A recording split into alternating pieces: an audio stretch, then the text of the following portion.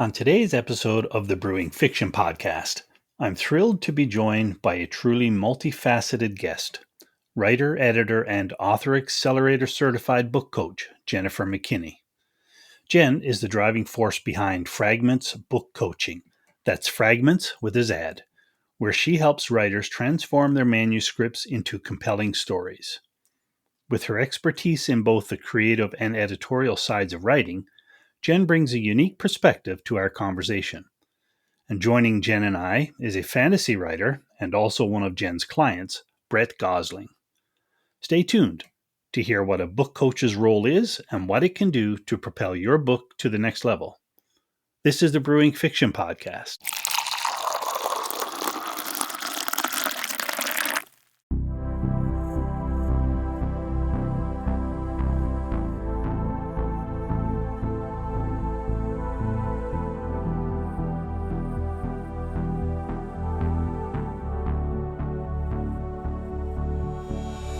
Welcome to another episode of the Brewing Fiction Podcast.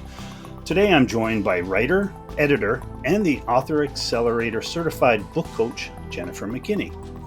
Jenn is the owner of Fragmentz, that's with a Z, Fragmentz Book Coaching. Welcome, Jennifer. It's a pleasure to meet you. It's nice to meet you too. Thank you for having me on your show. It's a great opportunity. It's my pleasure. I'm looking forward to learning what you do. And as an extra treat today, I want to welcome back fantasy writer and my friend, Gosling, who just happens to be a client of Jennifer. Brett, always a pleasure, my friend. Super excited to be here. All right, we're going to discuss the role of a book coach today and how it can help us writers get to the next level in our writing journey. But before we get there, let's step into Author's Corner, and we're going to hear from both of you. So, Jenn, why don't you go first? Tell us a little bit about yourself. Okay, I've been a book coach for about a year and a half now. Like, it's a fairly new change of occupation for me. And I'm also a registered massage therapist. I have a degree in science and human psychology. Yeah, and I really just love working with people. And okay, cool. And Brett, why don't you tell us a little bit about yourself as a co-host today? Well, it's I've been storytelling for pretty much my entire life. I decided to try to turn it into a career roughly around 2016 and started jumping in both feet into working on a novel and short stories. And it's something that I love to do. I do it for the love of the game, but with the eye on turning into a career. And which is how Jenn and I is just sort of connected, and she's been helping me in that regard, and I couldn't be more grateful. Well, welcome, you guys. I appreciate you being here. Jenn, we're going to have a little bit of fun with you. And what we do here is we do a segment called Fast Five. I'll give you 2 words, and you just have to tell us your favorite. So, first, coffee or tea? Oh, your coffee, definitely. Coffee. I've got a T-shirt that says it's my lifeblood, so. There you go. Coffee it is. Mm-hmm. And I don't know, Brett, are you chugging a coffee there as she's speaking, or is that water? That's water. I've got my coffee here. Do you like to read fantasy or horror? Oh, that's tough. I definitely lean towards horror, but I like dark fantasy, which has some horror elements in it too. So for sure, yeah, there is definitely a crossover in the two, right? Mm-hmm. Or there can be. iOS or Android? iOS. Yeah. I don't know what I'm going to do with you Apple people. Brett, you Android, aren't you? Absolutely. All the way. I know you are, yeah. Apples are for eating. It's true. It's true. All right. Do you like to read standalone novels or series, Jenn? Again, that's tricky. I read mostly standalone, but if a writer creates like fantastic characters, then I want to follow whatever the series is. So you fall in love, yeah. If you fall in love, you stay with it. Exactly. It's all character parts for me, right? Like, yeah. Fair. Mm-hmm. All right. And your preference for reading, a paperback or an ebook? Paperback, all the way. Yeah. I don't know if I've ever had anybody in 35 episodes say that they prefer an ebook. I think we all use it, right, at some degree or another. But every reader just loves the touch and feel and smell and weight and of a Well, you book, right? mustn't have been paying attention during my podcast then. Yeah, except Brett, right? I am You've ebook got all the like, way, buddy. yeah, you've got a ton, right? Did you get a new machine after? Didn't we talk about something on your podcast about? Oh no, that was for note taking or something, for writing, scribbling. Oh, the I don't even. Remarkable. Yeah. How'd that turn out? Yeah, it's pretty. I'm still trying to figure out how to use all the different features of it, but it's Okay. pretty cool. Of course, as soon as I bought it, they came out with a new version which fixed all the problems I didn't like about it. I'm always a Technology, right? version You can't behind. keep up. Yeah. That was Fast Five. And we're going to slide right into the interview. And Jen, this is all directed at you, but I would love any input from you, Brett. Obviously, as a client, you've used her services and you speak very highly of her. So you even mentioned her in your podcast, which is how this all came about. So would you please explain to me what a book coach is and what a book coach does? Okay, so a book coach is a combination of things. So I work as a developmental editor as well. Okay. So when people Yeah. submit their pages, I go through their story and see how it flows, how their character arcs are, anything related to the story, the scene. It's also being support because as writers, I'm one myself, as writers, there's a lot of doubt, there's a lot of head chatter that stops our Mm-hmm. progress. And so being on the other side for someone to, talk to when they're frustrated or something's not working and being able to detective your way to what the problem is. Okay. So there is a lot of that, and it's different for each client. They have different needs. So there's not one thing. It's a little bit of everything. Okay. Yeah. So not just the physical reading of a book, but you actually have to get in the head of the writer a little bit. Yeah, you're doing both because it is a big process to write a novel, Mm-hmm. and there's a lot of people who dream about writing the novel, but they don't finish the project because you can create a lot of brain drama around it, or there's so much information about writing that it can cloud your head as far as what you're putting on your page. Yeah. So yeah, that's part of the job is I am focused on the novel. Like as far as the story goes, sometimes it's brainstorming, sometimes it's helping a writer pull out a piece that they've, maybe unconsciously put into it, but it's fantastic. Okay. But they haven't pulled the thread all the way through. Sure. Yeah. And then, yeah, so it's working with both aspects of the things, the book itself to make sure it's really tight, and also the writer, should they have any doubts about what they're doing. Gotcha. I don't like to use the term slave driver, but Noted. Keep going. Brett, we're supposed to be supporting her role, not not scaring people off. No. hey, that's the part I like the best. For me, I think that is one of the things that I'm missing in my early career is somebody to give you a little push here and there, Yeah. Yeah. Well, the tragedy of Okay. writing is that it exists in a vacuum. Yeah. You So you end up lonely. being an island unto yourself, and Yeah. you own it's everything about it is so subjective, and it is so helpful and sometimes humbling and sometimes encouraging to have that Yeah. second pair of eyes and who gets to know you and gets to know your style and basically you know brings it out of you and says, oh, this is what I think you're not saying this, but I think this is what you're trying to say, and this is a better Yeah. way to say it. And Nice. that's something that Jen does for me constantly. Is like, I think this is what you're trying to say, and so I love that. I love that aspect of it. Yeah. So Jen, you have someone who's a little more sensitive than Brett. Brett can take criticism as well as he can take compliments. Probably even better. He's a master at it. But you have somebody who's very sensitive. Like, why don't you just give me a typical session with an author who may be more sensitive than say a guy like Brett? I have a few clients like that have like anxiety or a lot of fear and stuff Mm-hmm. too. So those sessions are a lot more encouraging. Like we point out what they actually have, right? And what is stopping them from telling the story their way. Yeah. Um, and so when I deliver feedback, I like to be honest because that's what people pay for. They want Sure. to develop their career. But there are ways of saying it that, like, this is a really great idea. What do you think about pulling this thread through? Yeah. Or Yeah. like what Brett says, I can be a bit more blunt with him. But it is like, okay, I see what you're trying to say. What's stopping you from actually saying it?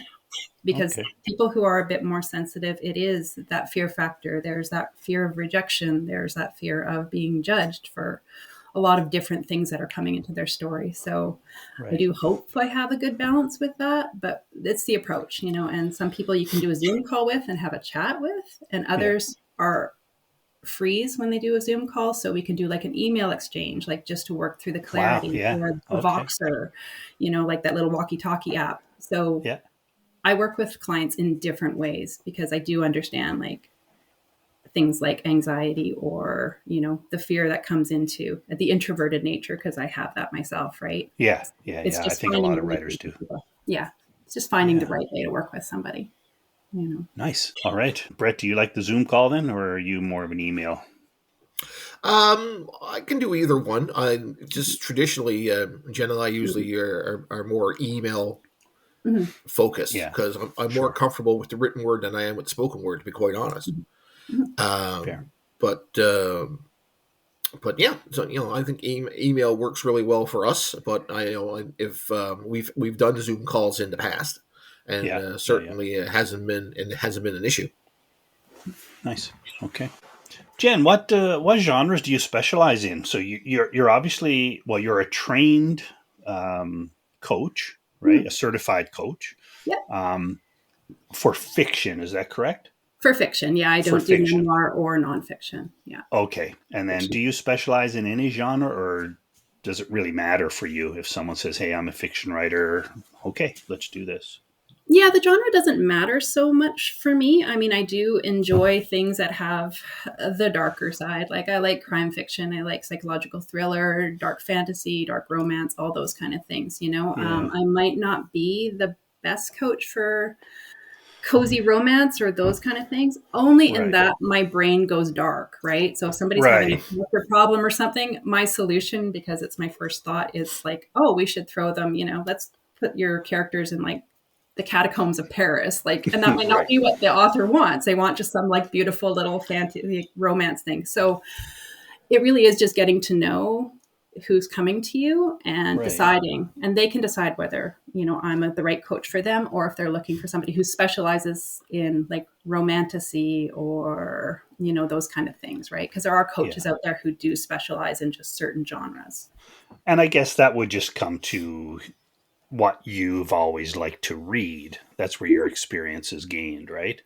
Absolutely. Yeah, Yeah. I like things that kind of, excite me as a reader. I think deep characters, great, sometimes the Yeah. darker plot lines, those kind of things. Yeah. Right. Right. Mhm. Oh, that's fair. Okay. One of the big things that writers always talk about is writer's block. So, or, some people don't believe there's such a thing. The creative challenges, we'll say. um, Without giving away all your secrets of how to deal with it, you know, Brett calls you or emails you, says, "Hey, I am stuck. I haven't written a word in a week. Mhm. And it's not because I haven't sat in front of the computer. It's not because I'm busy. I just don't know where to go." How do Mhm. you start with that? Usually in a situation like that, I'll usually ask what's happening in their life, because Mm-hmm. sometimes when you're writing, you want to just sit down and do it. But, if you're a single parent and you've had like your kids throwing up all week, your brain just might be, really stalled. You're Yeah. tired, you're exhausted. But I do think, and what I found is that a lot of us take our writing very seriously, especially if you're looking to be published, if you're looking to that you forget to play. And sometimes that will shut down the creative part of your brain. So I do encourage people to play. Like, so even if you're sitting at the computer, if you're used to writing on the computer, go to paper, doodle. Or if you want to write, then do something completely the opposite of your genre, just to like kick your brain into gear again. So if you're a fantasy writer, take a section of a scene that you wrote and then go like straight horror, or make it into like some vaudevillian campy romance. Like, just find a way to switch things up. Write some prompts, like you can write a prompt about going into a cafe and it's busy and the machines are broken, and write it from like 3 different points of view, like from a character who is in a hurry, they've overslept, their dog vomited on them, they want to get to work. Write a little dialogue about how they would deal with that. And then, 10 minutes later, write another little dialogue about somebody who maybe has a crush on the person behind that, who's, worried and stressed out. Yeah. And then after that, switch it up. Maybe write another character who, was in love with the person 5 years ago, but that person was, berating them and they're never going to make it. And all of a sudden they're in a great position and the person behind them is serving them coffee. So basically it's finding ways to just shake yourself loose and give yourself permission to be a kid again, to, whatever brings that creativity out. And usually that will start activating that right hemisphere and that, all that creative stuff. And then you can kind of figure things out again from there. And if you really want to challenge yourself, you can write it from the coffee's perspective. Yeah, absolutely. Inanimate object witnessing all these humans, like whatever you want to do, right? Right. Yeah. Brett, I'm sure you don't have any problem getting back to being that child, right? I never left. Yeah, there's no going back. You're still there, right? Yeah. Yep. Jen, you have a background in writing as well. Are you published, or do you just play, as you say, with your writing? I've had some flash fiction and microfiction published. Nice. Yeah. I'm still working on a couple novels myself that I want to get out there, and going through the short stories that I've had on my hard drives, So I've been writing for a while, and I started doing the contests like NYC Midnight because I wanted to challenge myself to finish a story, because my brain likes to go on different tangents and I can complicate things with the best of them. So like learning how to write a story completely in a short word span has been brilliant for me.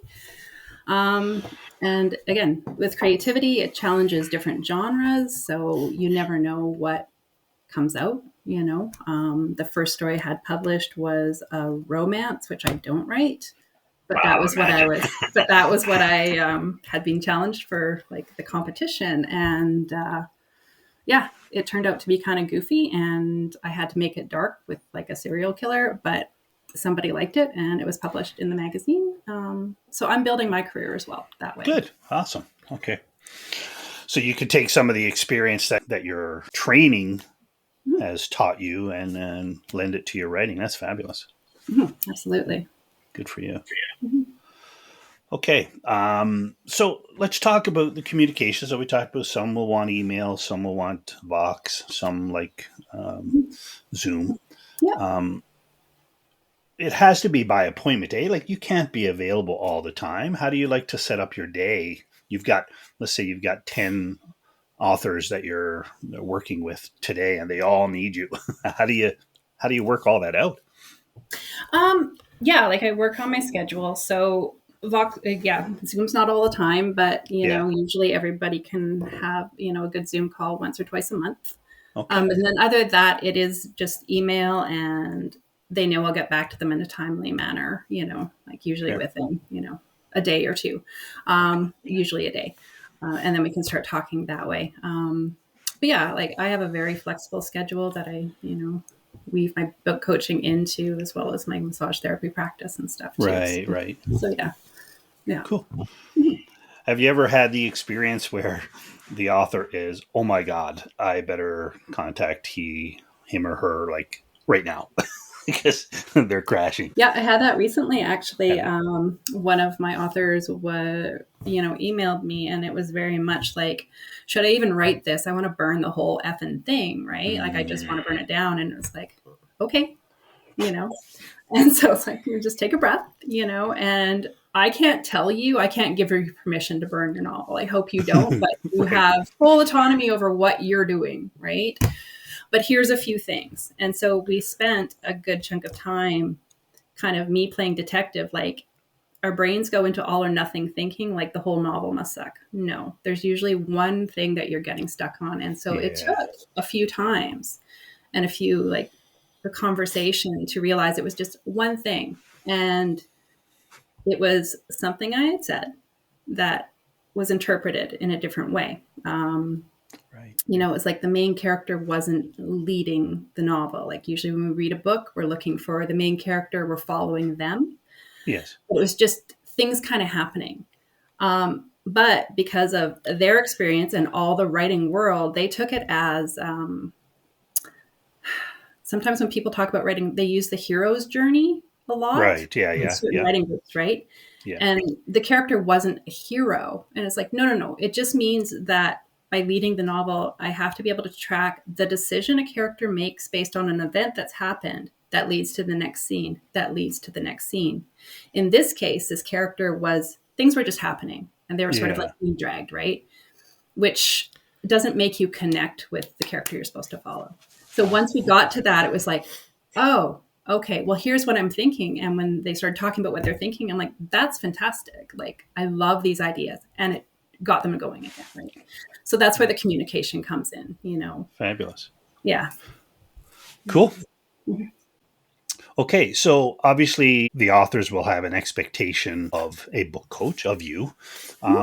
You must have some expectations as well. What are your expectations when we hire you? There has to be some reciprocal. Yeah. My expectations are that, hopefully they listen to the feedback I'm giving, because I do like to give examples of why things aren't working, Yeah. I have to pull my own ego out a little bit and realize that, they have autonomy. So they may not be, I might suggest something that they're not like, no, absolutely, I don't want this part, right? But other than that, my own expectation is that if they're hiring me, they're showing up for the work, but I'm also not a hard deadline coach. There are lots of those out there. I'm not like a slave driver. I don't think so. Even though Brett thinks you are, right? Yeah. When I say slave driver, I mean it in the most loving way possible. Yeah, but I'm not going to beat them up because they've missed a deadline or whatever. It's just like, okay, if you've missed a deadline, let me know what's happening. That's my own expectation, is like, let me know what's happening, so I'm not constantly feeling like I'm poking you, going, what's going on, right? Yeah. It's just a communication. So a little bit of accountability, right? Yeah, absolutely. Yeah. Awesome. Okay. Well, I mean, the number one thing you have to remember is your coach can't love your work more than you love your work. Right. Mm-hmm. Yeah. You have to want to, right? Yeah. It's your story. Yeah. All right. So for listeners who may be struggling, again, we talked about writer's block. I've read too much online about pitfalls of writing, but there's a lot of talk about the middle, right? The middle of a novel. You're beginning, you start off strong and Yahoo, you're gung-ho. The end, you already know how you want it to go. And some people even write their end before. But it's that muddle in the middle I've heard quoted before. Would you mind giving one tip today of how a person who's struggling with any of these things, what would be the first tip that you would give? Is there a starting point that you have as a book coach to help them? Yeah, usually the middle slows down because they are focused on the beginning and they're focused on the ending. And what sometimes they forget is that we're rooting for characters who try things and fail, right?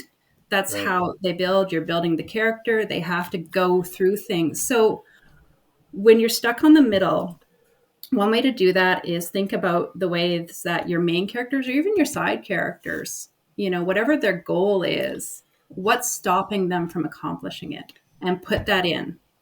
because we forget, like we're focused on either a main character, but your side characters could be going through things too that could be devastating depending on what kind of story you're writing, right? Sure. Yeah. So, and each try, fail, you want it to, try, fail, harder, fail harder. You want to make your characters, you want to make their lives suck, really, because they're mean. And those are the books that we tend to follow. Those are the characters we remember. The people that have like gone through so much that we're really rooting for them by the end. So when you're going through your middle section, look for those moments. Like, are you actually having trial fail cycles, or are you just kind of chatting with your scenes? Like, this character's doing this, there's a lot of talking. And then how can you introduce some actual problems into that, that are leading to the ending? That's usually where it gets messed up, is not being mean enough to our characters in a lot of ways, right? Wow. Fabulous. Yeah. Brett, you've experienced that? Well, I 100% agree. People love their heroes to suffer. It's just a part of the human experience. We love to see people struggle, because without conflict, there's nothing to overcome, and there's nothing. Nobody likes a Mary Sue. And a lot of unfortunately, it's not so much, I don't think, an issue in traditional writing, but I mean, if you watch a lot of movies that were made in the last 10 years, you have a lot of near perfect characters who their only struggle is they don't realize just how awesome they are, and we can't connect to that. We can't root for that person. What's the root for? They're not overcoming anything. It's just all kind of handed to them on a silver platter. Yeah. And the more that they experience hardship, the more we root for them to overcome that hardship, and the more satisfying it is when they finally do. Okay, so you've helped Brett and others get to the point where they're happy with it. Mm-hmm. Do you also help beyond that? So the publishing process, right? Self-publishing, traditional. Are you part of that as well? Or can you be part of that? Is that part of the service you offer? Yeah, I can be. I haven't set much up yet, but yeah, part of it can be, helping to research agents if they're going through the traditional publishing route, going through the query letter and the synopsis to make sure they're as tight as possible, because querying is challenging. The query letter is your sales pitch. You're trying to get somebody's attention within probably about 30 seconds because they have a pile, massive pile to go through of other things. So there is part of that process. I haven't really set that up yet because I do like the manuscript, the developmental editing, getting it to the polished thing, but it is something I can do, Okay. a little later. Yeah. Query letter. There's not many writers who want to be salespeople. No. So, that's scary. Mm-hmm. I want to ask you, Jen, in your experience, what do you see as the most significant trend shaping the book industry right now? As a book coach, you have to be able to tell us how to adapt to what's happening. Is there something out there that you say it's happening and you need to figure out how to help us get through it? I think the biggest trend right now is the whole, it's hard to say, like, there's trends in genre. Like, if somebody wants to make a career, like, they can focus on that. But I do encourage people just to write the stories that they want to write. But there is a lot of like digital media out there. There's a lot of smaller press publishing. There's self-publishing, and there's actually a lot of AI stuff that's been coming in. And publishers and writers are, different things. They don't want any of the AI generated things. So there is a bit of the market being flooded by AI generated books, which is frustrating. For sure. Yeah. So really, as far as trends go with all the different small press publishers and hybrids and vanities, I would just encourage people to really do their homework on what they're getting into, right? There's been some conversations that, people need to know that traditional press will never charge you as a writer for your book. So some people are submitting and then they're like, oh, my publisher wants me to pay $2,000 or $5,000 to go through this. That's not traditional publishing. So you might have gotten into like a vanity press or a hybrid. So that's part of really doing your homework. I think there's a rush to be published. There's such a desire, to be published that people don't do the due diligence as far as what they're looking for. And there's so much of that now. There's a great website called Writers Beware. So if you are looking to self-publish or to indie publish with a small publisher, go on the website. Like if somebody's offering you like out of the blue, like, oh my gosh, I saw this and I want to offer you, be a little cautious. Go look, do your homework. So that's sort of a big trend right now, is there is a lot of those digital media, small places, everything's online, publish your story through, these small places have it there. Okay. Yeah. And also that's great advice. Yeah. If everything is happening fast and easy, then it's probably not good. Yeah, absolutely do the due diligence. And also remember, if you publish something and you want to go traditional, if it's on your website or if you have put it on one of those like Wattpad, I don't know, like Wattpad or those kind of things, it's considered published.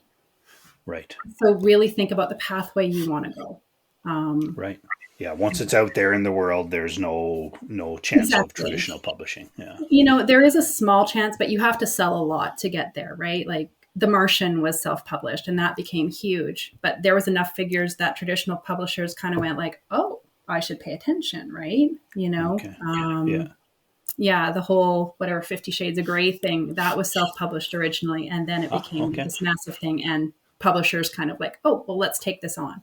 So it is possible, but you just have to really be careful of what you're doing, right? Yeah, those are the exceptions, not the rule, for sure. Exactly. Yeah, for sure. Yeah. Well, thanks for that. That's great advice. Yeah. Writers beware, right? You said? Cool. There's a website that kind of goes through all the scammy stuff and, protect yourself. This is your intellectual property, look after yourself that way. Do your homework. Cool. Well, I mean, I think it's a big pitfall. I mean, I can certainly speak for myself. I think a big pitfall that a lot of writers, especially newer writers, fall into is we don't pay enough attention to the business side of writing. We see it solely as a creative endeavor, and obviously it is primarily a creative endeavor. But if your goal is to be published and potentially earn a living from writing, you have to pay attention to the business side of it. And I know this is something I personally have to work on constantly because it just does not come naturally to me. I keep trying to convince my wife to be the business side of it, and I can focus on the creative force. And unfortunately, my efforts have not borne fruit yet. But I managed to wear her down enough to the point where she married me. So I'm hoping to wear her down to the point where she'll give into this as well. But it's going to take a little bit more work, eh? It's going to take a little work. I'm only so persuasive. But I mean, I think we tend to forget that it is a business. Anytime you exchange a product or service for money, it's a business. If that's what your goal is. Now, I mean, if your goal is just to get your words out there because they're in your heart and you want to get them out there to the world to read, and then more power to you. If that's your motivation, I mean, that's a wonderful motivation. It doesn't have to be about money, but I mean, if your goal is to, for speaking for myself, I want this to be my career. I want this to be my source of income, and it is important to pay attention to that side of it. And I know I lean heavily on Jenn for that, and I will be leaning more heavily on Jenn as our relationship progresses for that, because it is a definite blind side for me. And is that part of the Author Accelerator certified book coach, right? Is that part of the package? It is part of the training. You're kind of going through the whole process of, how to help people through their ideas, and then through the drafts, and then the editing part and developmental editing and cleaning things up. And then part of understanding, where to find agents, how to help, writers figure out what kind of agents would suit them. Yeah. What places to look for that, especially if you're going traditional publishing, then usually you do need that gatekeeper of an agent. There are places that do take unsolicited or unagented writers. If you're self-publishing, don't worry about it. You don't have to worry about that part, but then you need to figure out how to make your product, you want it as clean as possible, right? Right. Yeah. It's a big job then. A book coach is not just a cheerleader, eh? No, it's a lot of things. And I love it. There Like, is. I love digging into stories, and, I love learning myself about the publishing processes and things too. And like just the different avenues you can go. There's so much to it. Yeah. All right. And I think, and speaking from the other side of the table, I think one of Jenn's biggest strengths is she's able to flex her style based on your individual needs. And I mean, speaking for myself, I am a kind of a tough love kind of writer a little bit. I want that direct feedback. I crave that direct feedback. I mean, I love praise as much as the next person. But at the end of the day, and I do want to know what I'm doing right, if for no other reason that I don't accidentally screw it up.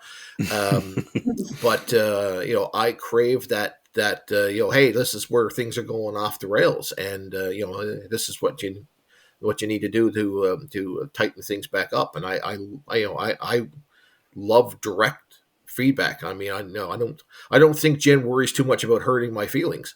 And and I don't take that the wrong way. I mean, she is very, very, always very supportive with me, and but I think what I'm trying to get at is I think she feels like she can tell me how it is, and I'm not going to just fold like a lily and well, I'm never writing anything again if you think I suck this much. It's like, no, tell me what I'm doing right, tell me what I'm doing wrong. My end goal is to turn this into a career, and you're not going to do that just by hearing the good stuff. Right. It must take a lot of profiling, Jenn, just to get to know the author personally in that regard, like what makes them tick and what's going to make them, as Brett says, fold like a lily. It must take a lot. Yeah, absolutely. It is. Yeah. Every time I send feedback to somebody, there's always that like, oh, hopefully I've got, the right balance based on the person. Right. Yeah. And so far I managed to strike a good balance, but there are those moments where you get feedback, a little email back being like, okay, I had to sit with that for 2 days because it was like, but then they're like, I see what you're saying. Right. Yeah. Because there is that initial part, like none of us like to be rejected. I think it's just a human thing. We don't like to be rejected. Sure. We don't like to be criticized, like all these things about being a person. But, it is striking that balance in those words. And if somebody does, like I've had a few people that are like, I'm really nervous, this is like my heart project and I'm really scared to share it with somebody, then I'm not going to be like, okay, this needs work, blah, blah, blah, blah, blah. It's like, thank you for sharing that with me. I do take it seriously that you're giving me something that you've never shown anybody before. Right. So the feedback I'm going to give is going to be like, this is your strengths. This is what's fantastic. This is what you need to take another look at if this is where you want to go with your story. You're telling me more than you're showing. You're very specific examples, right? So I do try and give specifics when I give my feedback, like this is what's working, this is what I'm not seeing, this is what needs to happen, here's some steps to work on that. So cool. It's balanced. So the rise of self-publishing and digital platforms like you talked about, Wattpad and Medium, one that I'm quite familiar with. Do you feel that is changing the role that you share?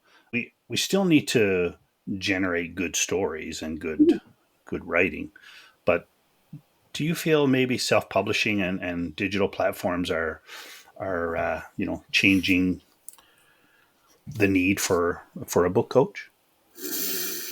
I don't think so.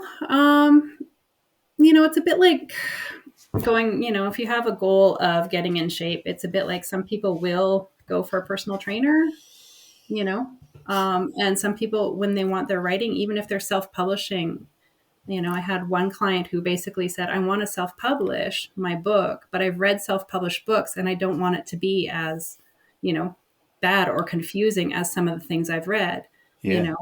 So they do come to a coach to be like, it really depends on the person. Like some people will absolutely just go for it on the digital platforms, and you have like sort of the spell checkers and stuff, and people will be like, okay, that's fine. This is my editing. But other people who are very serious about wanting to build that career, they'll probably still search out a coach or a writing group or something that helps them develop as the writer rather than just relying on whatever that platform is. Yeah.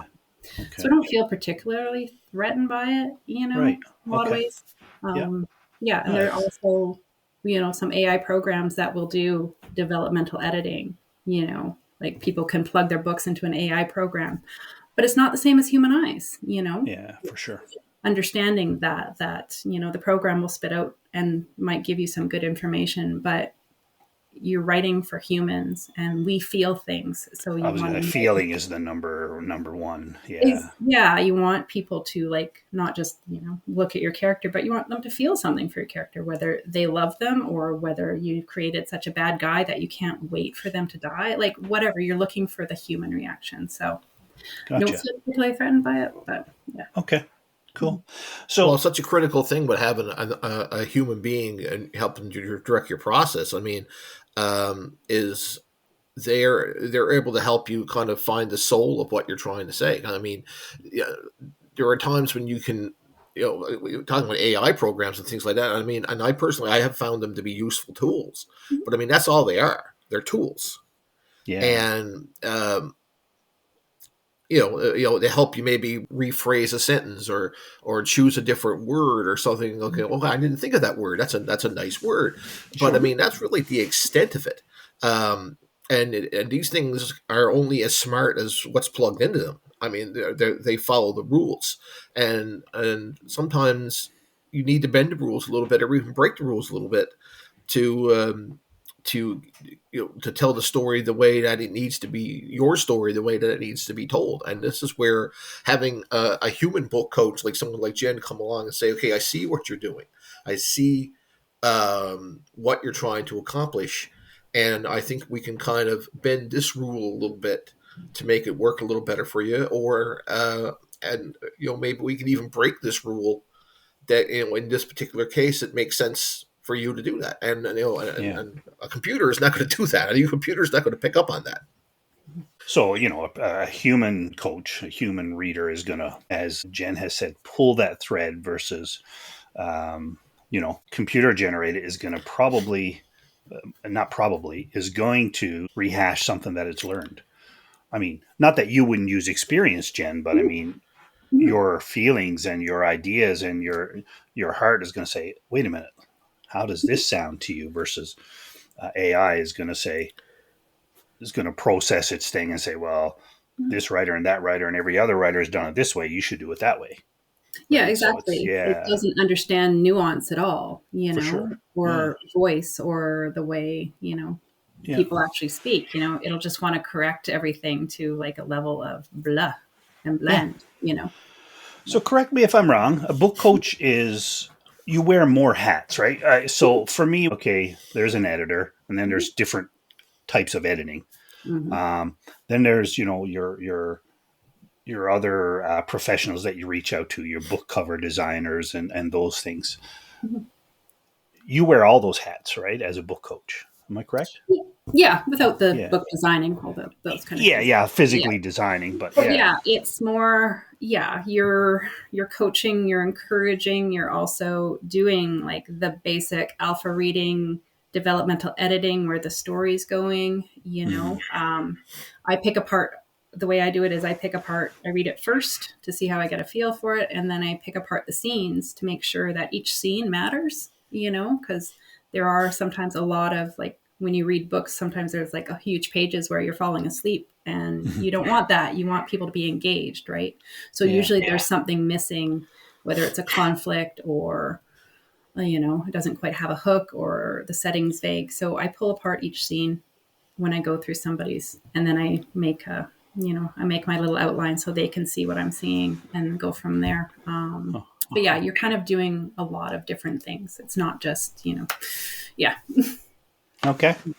All right. So for listeners considering hiring a book coach, what's the most important piece of advice you can offer? Honestly, shop around, find somebody who does what you're looking for. Like if you are really specializing in one genre and one genre only, you can, find somebody who, like romantasy is big right now. Some people do children's fiction, young adult. So start there, look for ones who specialize in whatever kind of, level that you're looking for. Yeah. And usually we do a sample edit, when I hand out, my initial form, it comes with like a little 10-page sample of your writing that you hand back, and then I'll look at it so you can kind of see what comments I make and decide and then we talk and decide whether I'm somebody for you or you'd rather work. Like there are people who rely on like deadline, they want to be pushed that way.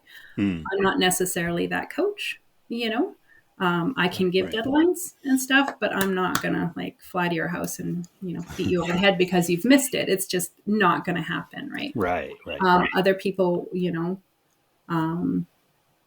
yeah, like it really depends on what kind of your goal is. So just do your research, if there's somebody with a background that's similar to yours that you click with, but feel free to shop around, talk to different people, find out who is exactly a good fit for you. A good fit. Yeah. Okay. And I can tell you from experience that initial conversation is so critical, because when I submitted my work for Jenn to look at it at the first time we contacted, I mean, you have to look at it from my perspective. I thought I was done. I thought this was a finished story. This is this is as good as it's going to get.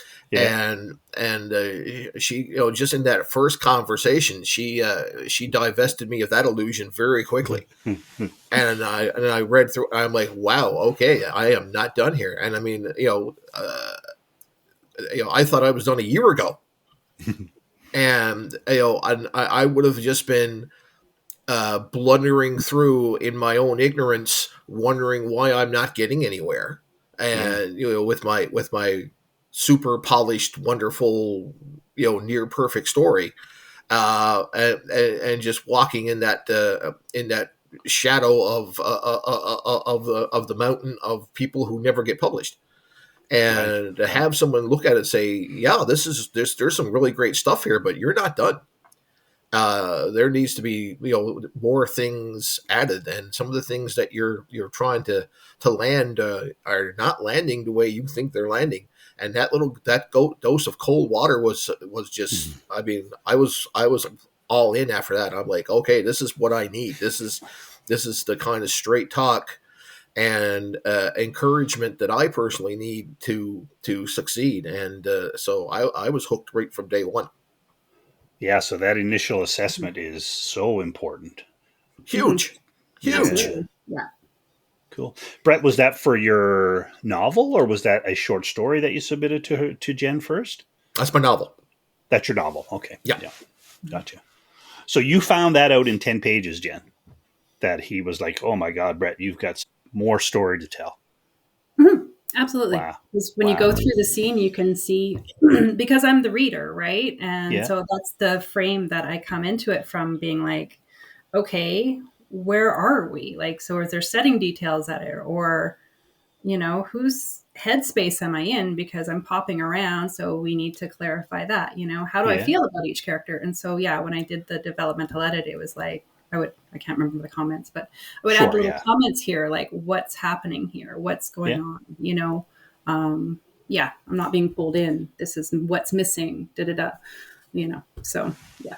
Well, it's so easy as a writer to not see the forest for the trees, because I'm pretty sure I speak for all of us here when I say there's more in your head that's on the page.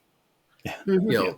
What you're seeing on the page is a fraction of what's in your head, really. Mm-hmm. Right. And when you reading through your own work, you're looking at it through that lens, and to have somebody come along and say, this is what I'm getting away from it. and to realize, wow, I'm not getting across what I was trying to get across. I'm only getting a part of that across. That was, that even that initial feedback was so huge. And like I said, that's what, I wanted more of that feedback. And that's where our relationship, kind of really started. Cool. Wow. All right. So, Jenn, where can interested authors find you? I have a website. I think you have the link, but it's fragmentzbookcoaching.ca. And Fragmentz with the Z. And then they can also email me at jmckin@fragmentzbookcoaching.ca. And I have a Blue Sky account, I think. Social media and I are kind of like a little bit iffy, but yeah, I have a Blue Sky account too. Fragmentz Book Coach, and also on Instagram, Fragmentz Book Coaching, those kind of places. So yeah. Okay. And we have links on the Brewing Fiction Podcast website to find you as well. So anybody who's interested, check those out. Brett, what do you think? If you were to give a sales pitch for Jenn, now's your chance. What can you say? Well, I would say if you're a new writer or an experienced writer, if you are looking for a partner, someone to walk your writing journey with you, and and sometimes hold your hand if that's what you need, and sometimes smack you in the back of the head if that's what you need. Then Jenn is that person, and she is fantastic at flexing herself to figure out what is going to motivate you as an individual and what type of coaching that you need individually.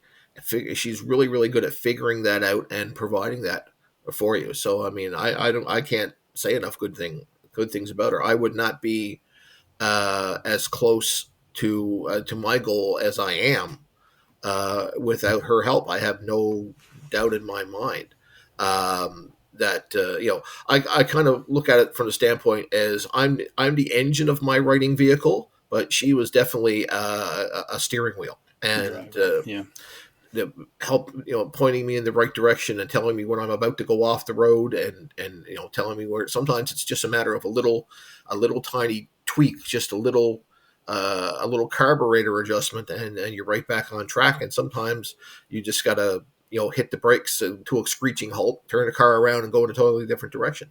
And she has been a fantastic partner in my writing journey to provide that for me. Awesome. Thank you. I got to say, I didn't know you were such an automobile fanatic there, Brett. Not even close. Not even at all. It's just, I like the analogy. It is definitely. And it helps me sound a lot smarter than I actually am. Jenn, final words from you? I appreciate you, having me on here. I love book coaching, and because I share the same dreams, I love helping to support other people towards their publications and stuff too. So if anybody ever wants support, just let me know.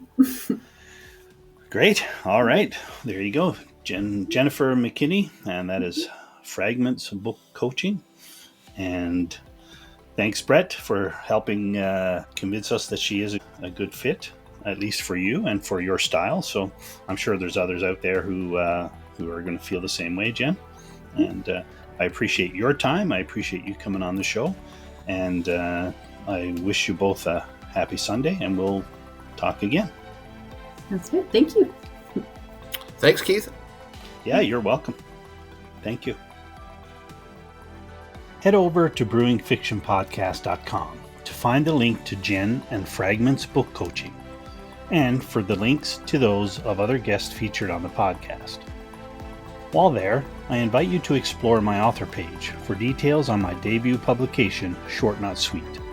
This collection of microfiction offers bite-sized tales encompassing classic vampire, werewolf, and witch tropes, alongside stories exploring the darker aspects of humanity, and it is available in ebook or paperback.